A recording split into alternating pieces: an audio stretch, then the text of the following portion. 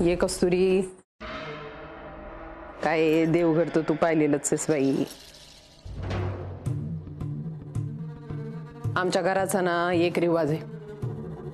पोरगी जेव्हा सून म्हणून पसंत पडती ना तेव्हा पोरगा आणि सून दोघांना बी देवासमोर उभं करतात आणि दोघं बी जण जोड्यानं देवाला नमस्कार करतात. आता भाई आपले असे, त्यामुळे सगळ्या जबाबदाऱ्या माझ्यावरच आहेत ना, आहे की नाही? हा, ये नमस्कार कर.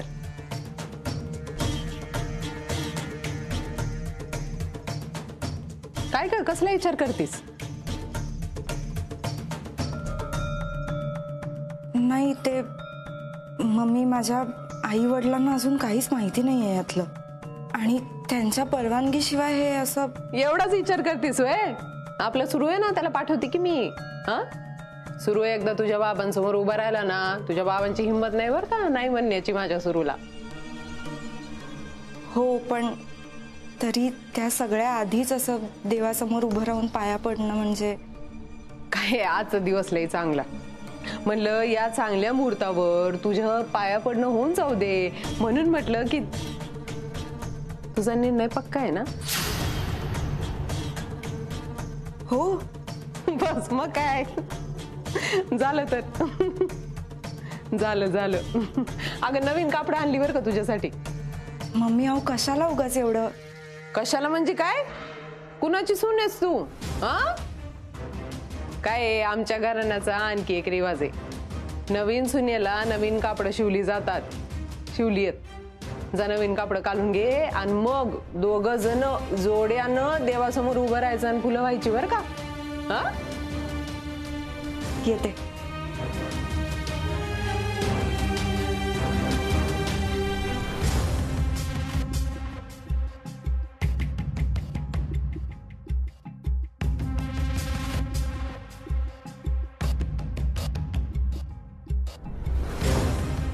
जोड्यानं.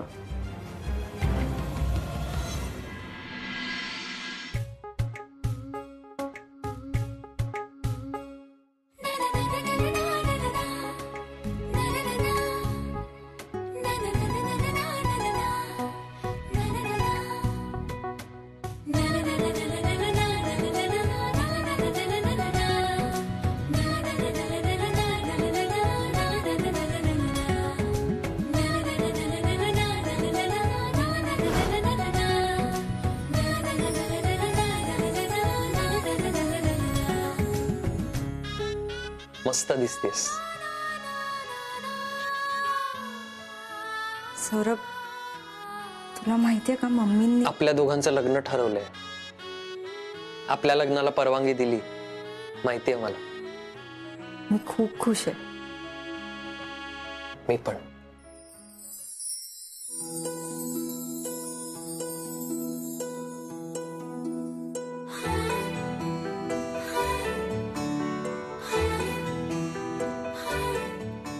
कस्तुरी, I love you.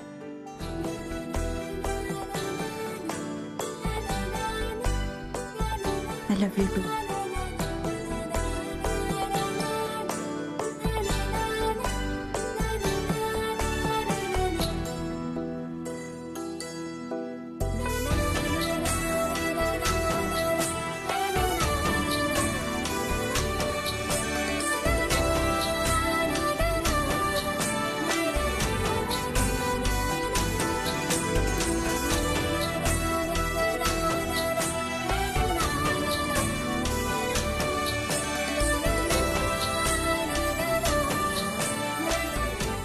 झकास.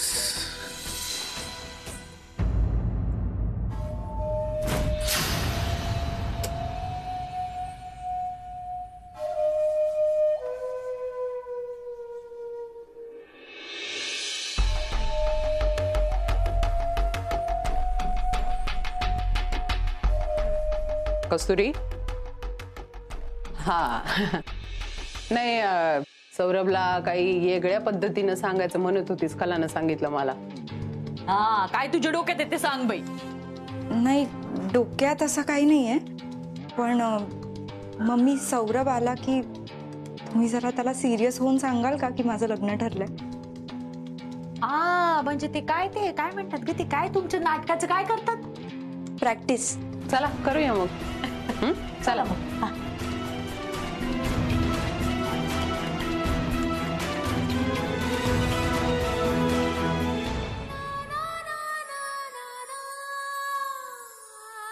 सौरभ, हो, इकडे तिकडे काय बघताय? आपलं काय ठरलं आता? नाटक आहे ना, आणि तुम्ही सौरभ आहे ना इथं. होय होय. हा, करूया सुरू. हो. सौरभ, कस्तुरीचं लग्न ठरलं आहे. कोणाशी? ज्याच्याशी ठरायचंय त्याच्याशी.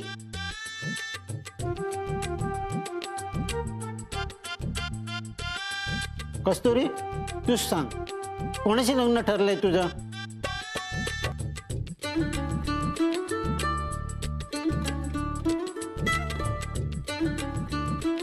अरे वा कस्तुरी, तुझा निर्णय आवडला आपल्याला. नाही काका, तुम्हाला असं नाही बोलायचं. तुझलं काय त्याच्यात? तुझा विश्वासी लग्न करण्याचा निर्णय आवडला आपल्याला.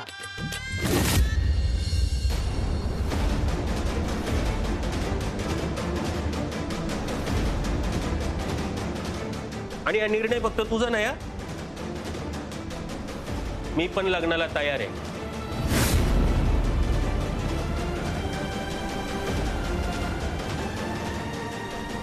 कस्तुरी, या घरची सून होणार आहेस तू. या घरची सून आणि विश्वासची बायको. ग बाई, आल्याची गेल्याची याची त्याची जशी यशोदेनं कृष्णाची काढली तशी दृष्ट काढून दूरवर फेकून देते ग बाई.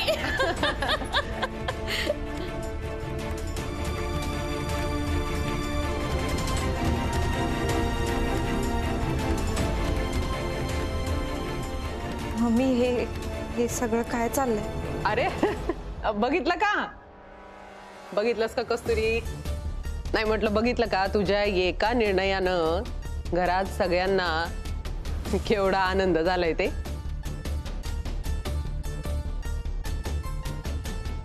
पण मी कधीच होकार दिला नव्हता मम्मी. मी विश्वासला का हो म्हणेन? काय कमी आहे आमच्या विश्वासमध्ये? आत्या, तुम्ही तरी बोला ना प्लीज. तुम्हाला तर सगळंच माहिती आहे, हो ना? तुम्ही सांगा. कमू, मला सगळं माहिती आहे. आणि नुसतं माहीतच नाहीये, तर मी बघितलंय की या कस्तुरीने आपल्या सौरभला कसं नादाला लावलंय ते. त्याला आपल्या जाया तोडण्याचा प्रयत्न करते बरं का ही पोरगी. नाही तर आपलं पोरग तसं नाहीये.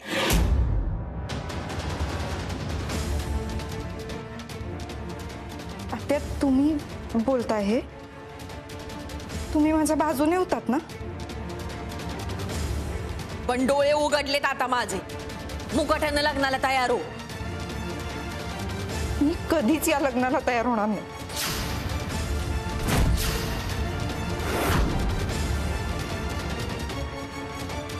आई, कस्तुरी, तुला थोडी जरी लाज असेल ना तर लग्नाला तयार होशील. अगं, काल तुझ्या वडिलांनी माझ्या लेकराला किती मारलं, पण त्यानं तोंड उघडलं का? तो तोंड उघडू शकत होता पण गप्प बसला. कोणासाठी ग? हा, कोणासाठी? फक्त तुझ्यासाठी.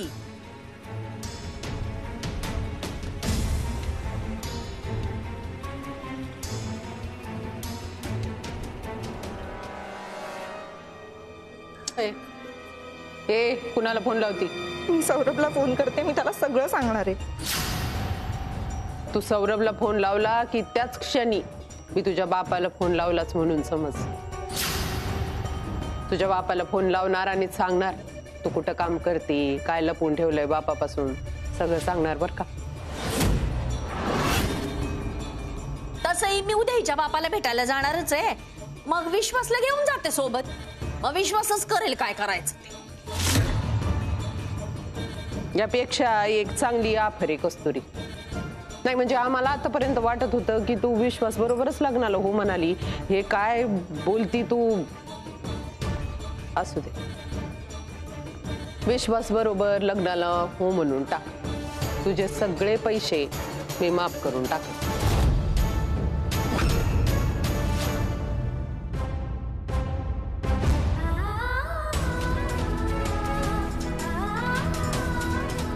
कस्तुरी, अगं ऐक, तुझ्या फायद्याचे.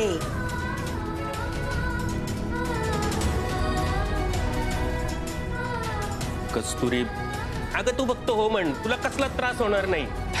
तुला एकदम खुश ठेवीन मी. हा,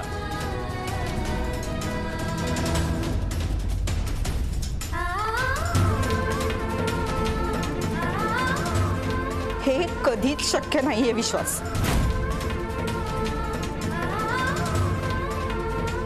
हे कधीही शक्य नाहीये.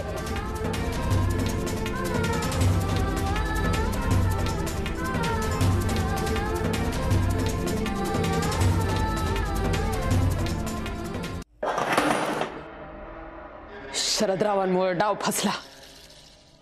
नाही तिथं माती खायची सवयच आहे त्यांना. पण तिला कधी ना कधी ते कळलंच असतं कमू.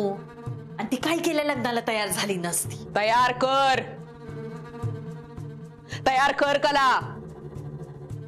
पुळकाय ना तुला तिचा. जा तयार कर. अगं पण तिची इच्छा नसताना. माझी इच्छा हाय, माझी इच्छा हाय. नाही जमणार. नाही जमणार म्हणजे असं नाही होऊ शकत. मला माहित होतं एक ना एक दिवस तू फना काढणार म्हणून. म्हणून आधीच तुझा बंदोबस्त करून ठेवलाय. तू इथं कशाला आलीस हे काय मला माहित नाही असं वाटतं तुला. तू काय अशीच इथं आलीस व्हय. काल तुझ्या पोराला पोलिसातनं सोडवायला गाठी मारल्यास त्या गाठी विसरलीस व्हय. एका मिनिटात तुझ्या पोराला परत तुरुंगात टाकायला माग पुढं बघणार नाही मी. बोल आता तुरुंगात जाणार की माझं काम करणार. आणि तुझ्यासाठी काय हा सौदा नाही, तुझा फायदा आहे. कस्तुरी आणि विश्वासचं लग्न झाल्यावर काय होणार आहे माहितीये का. कस्तुरीचा बाप कोणी, हवालदार. मग कुठला सासरा आपल्या जावयाला तुरुंगात बघू शकन. त्याचे मागचे जेवढे गुन्हे आहेत ना ते सुद्धा माफ. अगं पण तिचा बाप तयार होईल का. का नाही तयार होणार. मालकीन म्हणून फोन केला होतास ना. उपकाराच्या वजाखाली आहे. वजाखाली त्वरित तयार होईल तो. आणि एकदा का कस्तुरी आणि विश्वासचं लग्न झालं ना की माझा सुरू एका चाट्यातनं सुटला. पण याच्यानंतर आणखी एक काम करायचं तुला. भाईच्या मारेकऱ्यापर्यंत मला पोचवायचं. तो कस्तुरीचा बाप हवालदार आहे ना. मग 15 वर्षापूर्वी भाईची टीप कुणी दिली होती हे सुद्धा त्याला माहिती असणार. मला फक्त त्या मारेकऱ्यापर्यंत पोचवायचा. आणि हे समज तू केलंस ना तर कला तुला या घरातून मी काढायची नाही. आणि हा तुझा नाही, मम्मीचा शब्द आहे. त्यामुळे आता खाली जायचं आणि त्या कस्तुरीला मानवायचं.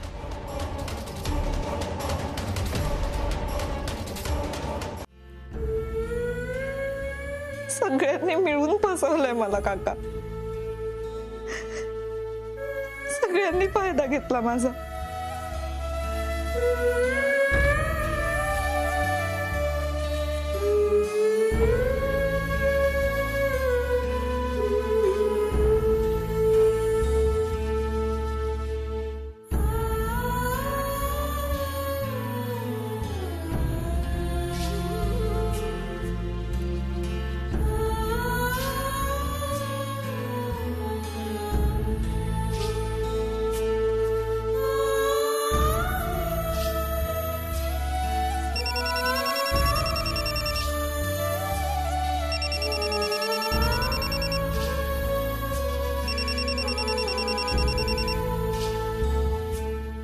कस्तुरी, सौरभचा फोन असेल तर घेऊ नको.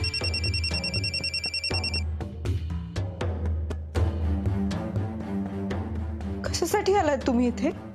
माझ्या चांगुलपणाचा तुम्ही फायदा घेतला का? केलं तसं? कस्तुरी, मला मान्य आहे झालं ते चुकीचं झालं, पण जे घडलं त्यात माझा काहीच दोष नव्हता बाई. बाई, मला माहिती आहे तुला बोलता येत नाही, पण सगळं कळतं म्हणून माफी मागायला आले. सोन्यासारख्या मनानं निर्मळ असलेल्या पोरीशी घाणेरडा खेळ खेळावा लागला म्हणून माफी मागते. पण जे झालं त्यात माझा काही दोष नाही. ते सगळं माझ्या मनाविरुद्ध होतं. माझा नाईलाज होता. कसला नाईलाज? विश्वासच्या बाबतीत जे काही घडलं त्याचा कमून गैरफायदा घेतला. त्याला सोडवण्यासाठी मला हे सगळं करावं लागलं. परत मला धमकी पण दिली का तुझ्या बाबांसमोर माझं विश्वासचं भांड फोडील म्हणून. आणि मग तसं जर का झालं असतं तर तुझ्या बाबांनी सौरभच्या तुझ्या लग्नाला कधीच परवानगी दिली नसती. पण ही गोष्ट तुम्ही मला आधी का नाही सांगितली? तितका वेळच मिळाला नाही बाई. कमूची माणसं माझ्यावर नजर ठेवून आता सुद्धा त्यांचं डोळा चुकवून आले मी.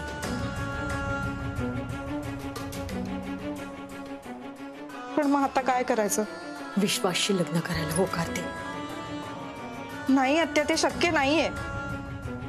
आत्या, माझं सौरभवर प्रेम आहे आणि हे तुम्हालाही माहितीये. अगं म्हणूनच सांगतेय, तू विश्वासशी लग्न करायला होकार दे. अगं होकार दिल्यानं काय लगेच लग्न होणार आहे का? हा, आता आधी आपण दोघी जणी कमूला विश्वासात घेऊया.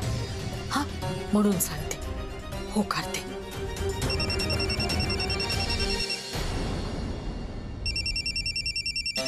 सौरभचा फोन आत्ताही नाही उचलला तर त्याला संशय येईल आत्या.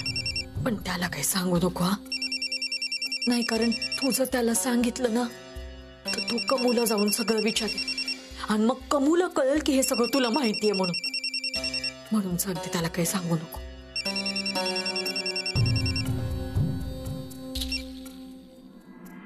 हॅलो. अगं कुठेस तू? कस्तुरी, काही प्रॉब्लेम नाहीये ना? कुठे काय? अरे नाही, काहीच नाही. नाही, तू बराच वेळ फोन उचलला नाहीस म्हणून म्हटलं. मी कामात होते ना, फोन चार्जिंगला लावला होता, मला कळलंच नाही फोन आलेला. बरं ठीक आहे. नाही, मी घाईघाईत निघालो म्हणून फक्त विचारायला फोन केला होता. ठीक आहे, मी नंतर करते तुला फोन. ओके. बरं ऐक, मी कस्तुरी, आता फक्त 2च गोष्टी करायच्या. मी आजच तुझ्या बाबांना जाऊन भेटते. तू बाबांना फोन करून विचार कुठं भेटायचं. आणि दुसरी गोष्ट, बाहेर जाऊन कमूला सांग की तू विश्वासशी लग्न करायला तयार आहे. आणि विश्वासशी बोल म्हणजे कमूला पटेल.